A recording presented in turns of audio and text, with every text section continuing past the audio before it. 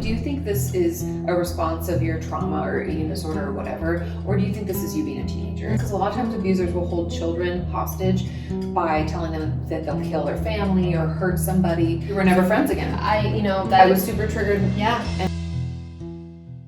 Hey guys, welcome to my channel. I've got special guests all the way from Austin, Texas, but still an LA girl-ish. I felt that way coming to LAX. Yeah. I was like, Santa Monica is just around the corner. I'm like, I was just here. Exactly. I'm sure you guys recognize her. Katie Morton is here with me today, and we're going to talk about her new book, Traumatized, that's out today. So make sure you guys check that out.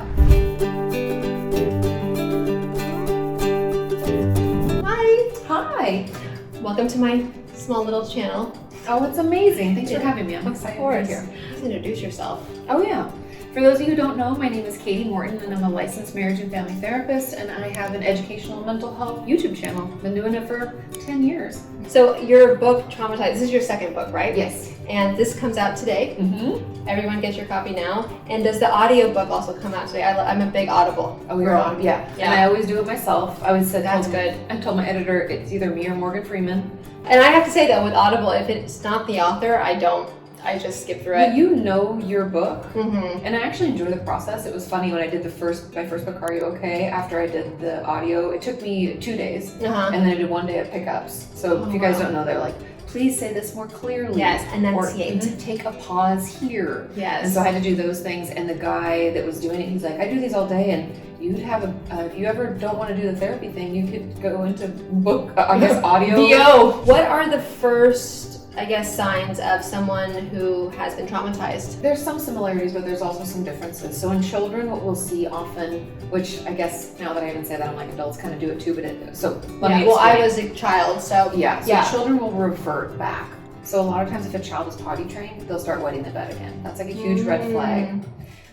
Or they could start wanting to sleep in with mom and dad again in their bed, or something where they're kind of going safe. Back, like developmentally going backwards. Yeah, right? that's what I did. Mm-hmm. And that's what parents should actually know as well, right? Yeah. See those red flags, and for parents that work maybe all day and may not be around their kids, like these are warning signs. Yeah, but when we're younger, if you notice your child is wanting to sleep in with their sibling or in your bed more, or asking to be held like a baby, or pulling out their old baby blanket. I mean, I still have my baby blanket, no judgments, but if they're like holding on to it and like wanting to pacify, if they're doing things that are more childlike than the develamental stage that they're at, that's a huge red flag. At least check in with your child, have them see someone. Therapy's never going to hurt them. How do you check in? Like, how would you act? Like, how would you do that, I guess? I guess you could say something, depending on also age, just depends, right? But when it comes to, let's say, a child who can communicate enough. Yeah, who hears you? Yeah, you could say something like, I've noticed you wanting to sleep in our bed. Are you scared of something? Has something happened? Or has someone hurt you? Mm-hmm. You know, you just keep things simple with children, and don't lead the conversation. We don't need to say, did someone touch you inappropriately or something? Yeah, but did someone hurt you? Yeah, because a lot of times abusers will hold children hostage by telling them that they'll kill their family or hurt somebody. So did someone threaten mom or dad? Or, it's okay to ask those questions. You're not going to plant anything in their brain. Right. You're not going to make a situation worse. If I put myself in my mother's shoes and that happened to me, I don't know if I could actually ask. Like, I don't know. And like, I still think to this day, like, it's hard for them, and they don't even know. My mom just recently, like 2 years ago, wrote an apology letter, and it just saved our relationship. Well, yeah, because the acknowledgement and the validation, because children, first of all, don't always want to speak up because they don't know how, and they're scared, and they're not sure if they're making it up. Is this actually bad? I don't even know, right? When I was testifying against my molester, I was looking at him and I was like, am I making this up? And it's like, I sometimes wonder to this day. Well, of course, because shame tells us something's wrong with me. Embarrassment tells me I did something wrong. And guilt says I'm responsible in some way. So we have this twisted, because the shame, guilt, and embarrassment are like tied into trauma so like inextricably linked that we don't think we can trust ourselves. We're not sure what we're really experiencing, and we don't even know what to call it. And if people in our life who we trust, like parents or siblings or like friends and other family, tell us that it's wrong, then we're going to internalize that and think, I'm wrong, I'm bad, Right. I'm making this up, Right. I'm making a big deal of something that shouldn't be, and like, what's wrong with me? You know, like my parents, I feel like I've been getting a lot of comments from everybody, which is so helpful, and they've shown so much support. But I've also gotten comments about like how horrible my parents were, and I would rather not think like that. I'd rather think that they did the best that they could at that time. Yes, and to each their own. Right. In the book I talk about how my great-grandma Pearl lived through the Depression. And when I was growing up, we'd go to restaurants and she'd take like the salt and pepper shakers and I'd shove them in her purse. And I'd be like, why is she doing that? My mom would be like, don't worry about it. You can't shake that. But then imagine if I thought that's how you're supposed to react because we don't know when we won't have it. And I believe that. And then my whole life I'm like, you know, I could be a binge eater because I don't know when I'm going to eat next. Totally. I could become a hoarder because if I get rid of something, I might need it. You don't know. Don't get rid of it. Will you enjoy the money that you make? Enjoy it. You should be able to take care of yourself. Too much. That's the mom. Their mom says too much. Yeah. See, so there's those messages that we can receive. Absolutely. And we pass that down to our children. And each generation has the opportunity to change it. Yes. You are first become aware of what you're doing. Like for my great grandma, she should have been like, we have enough. Like she had a home and she's fine. She's fine. She had plenty of food. We had no limitations for her life and her ability to take care of herself and feed herself. And so your grandma started changing the. Well, I said she could have. She did not. But not you. So that was your great grandma. But then who started the pattern of wanting to change that? It'd be my mom's mom, my grandma. Yeah, not her mom. But yeah, my grandma then enjoyed the money that her and her husband made. Didn't live in scarcity. Didn't throw things in her purse. Right. It didn't feel like it's never going to be like scarce, like it could disappear tomorrow. Didn't live in fear. Right. And so then that obviously transferred on to my mom. Interesting. So it takes about 3, you said, generations. Even though I always thought, it shouldn't take that long. As I think about my family, I think it does. Because even though my grandma didn't do what my great grandma did, my mom and my family still very much like, we don't spend what we don't have.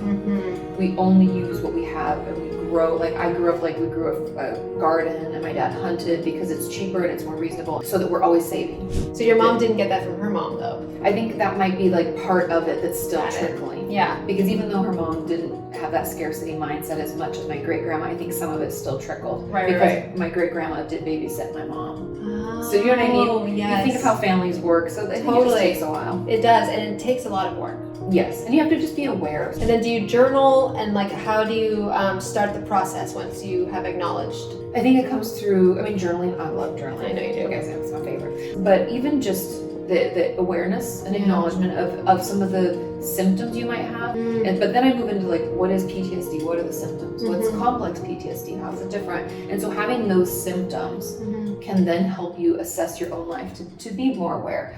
What is it that I'm doing that is more trauma based? What's a trauma response versus what's the response that I want to have, right? Because trauma is actually trauma reaction, right? Right. We viscerally, freeze. Yeah, and we can be triggered and shoot us into that stress response immediately. And then you would react instead of respond. Yes. And that's then what we're I do. aware. But we all have those, right? Things that like poke your buttons. People call it poking your buttons. That's really being triggered. I can be totally triggered and lash out just like anybody else. But being aware of where that comes from. Because my anger usually comes from me feeling not understood. Yeah. Left in the lurch. If someone is not consistent, that's super triggering for me. Like if you don't show up, follow through. Yes. If there's that's a big one for me too. If someone says I'm going to be there, we're going to do this thing, and then they don't follow through, or like I had a friend who's an ex-friend now, not pick me up at the airport when she said she was, and I had to call in like another friend, Rocio, love her, she's been on my channel. Just she's before amazing. It was like back in like 2008, 9. And we were never friends again. I was super triggered. Yeah. And I did not. Did they acknowledge it? I did not react. Kind of super, not really. Kind of apologetic, but they were like all the way in a whole nother city in Whittier, so like hours away, you guys. Like they were never planning to pick me up.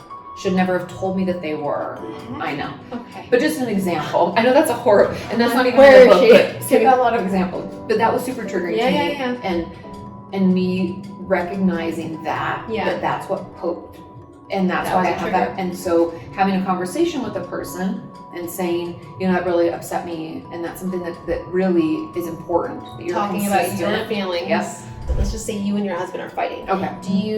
Are you the one to walk out, or are you the one just to sit in it and just like, I count to 100, Katie, like just breathe in through the nose, out through the mouth. It's a lot of self-talk. Mhm. I think because I'm anger first, I'm protective, I puffer fish. Yeah, you know? So if I feel myself getting to that stage, I do the self-talk of like, don't shout, it's not gonna get you Right anywhere, away. it's not helpful. I don't want to fight. And sometimes I'll say to Sean, because we do argue, like our relationship is perfect, Yeah. and I'll say things like, I don't want to fight with you about this. It's not that important to me. Can we come back to this? Okay. Because to walk out can feel like passive aggressive and stonewalling, and then feel abandoned, and that can trigger things in him and in me, and it's just so. I always tell my audience and myself, over communication is key, especially when we're dealing with trauma and overcoming trauma. Yeah. And it's really is that like important.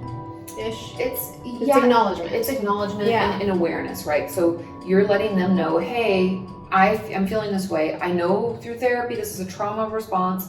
I'm trying not to act out. Can we just take a minute? Like you're just telling them your process. And you'll come back after you say that. Yes, you cannot not come back. The difficult thing for those of us who maybe have codependency issues, which is a lot, especially if we've been traumatized, we can be very codependent, very enmeshed, meaning, so codependent means like we are one. Your feelings are my feelings, Yes. my feelings are yours, we have and enmeshed is like there's no boundaries around what we share and don't share, it's overshare. So they're a little different, but they run together a lot.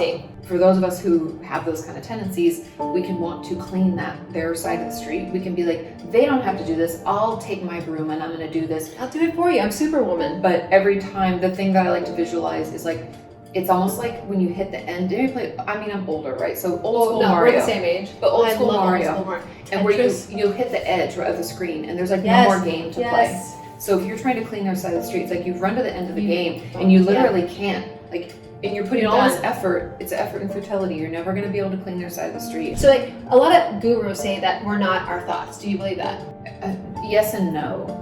Okay. So Please I do if we are able to recognize them and not give them any feelings or action. Yeah, give them power, which is by giving them feelings and action. So the cycle is like, I have a thought, and that thought could be something like, you're so stupid, or so fat, or whatever we want to tell ourselves, all those things, right? So I have those thoughts.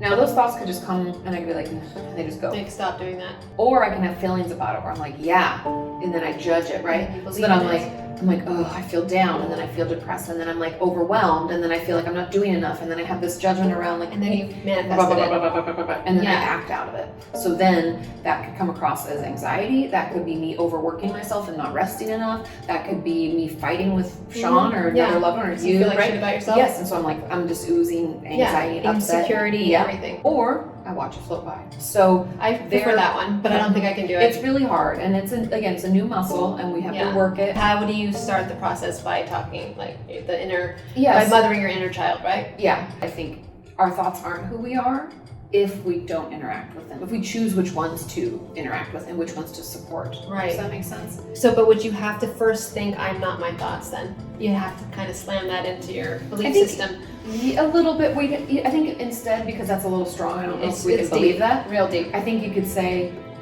my thoughts are just thoughts. Temporary. Your brain doesn't know the difference between a lie and the truth, right? Your own feelings about it do. Feelings are stronger. Yes. And they will pull you back into dumpster fire. Right. So the better way to build. It's a bullshit detector. It's like, oh, I don't think so. You're not feeling that. No. You weren't that way yesterday, and then anxiety. If anxiety is your buddy, you'll pull things from the past and be like, remember that time you did this stupid thing? Like you think that means you're smart? That's not. You did that stupid thing 10 years ago, and then 5 years ago, and So instead, we build a bridge where we start by saying, I'm open to doing these stupid bridge statements because I'm hopeful that I can think more positively. I'm open to thinking that maybe I'm not as stupid as I feel. So you've got to use those words. I'm open. What's the other ones? Possibly. Possibly. Like it's possible that I could, at some point, not feel stupid. Right. So one last question before we wrap this up. What is one thing that you learned about yourself when writing this book that you never knew about? Common trauma is, and which doesn't sound like it's about me, but just hold, because when I realized how common trauma was and going through the pandemic, I really feel like we all shared a trauma. Absolutely. Then I looked at different situations in my life, after which we can get into this at another time, but that if you haven't looked up the ACEs, it's adverse childhood childhood experiences. Oh. It's a questionnaire that you can take. It's an assessment. To see if you've been traumatized. Interesting. Well, people are also using the word traumatized or trauma very loosely too. So, but like you guys, trauma is trauma. Well, it can be hard to Or admit it. Yeah. It can be hard to say that happened to me and that sucked, you know? Yeah. But I think through writing the book, I was able to highlight things in my life. Thank you so much for coming on my YouTube channel. I love your work. Keep it up. Where can people find your book that comes out today? Yeah, they can find Traumatized anywhere books are sold, Amazon, Barnes & Noble, or go to your library. If you don't have the funds to purchase, ask your library to get a copy and they can do that. I always love to support local bookstores and your library. So yeah. Audible too. Oh yeah. Thank you. Yeah, thanks for having me.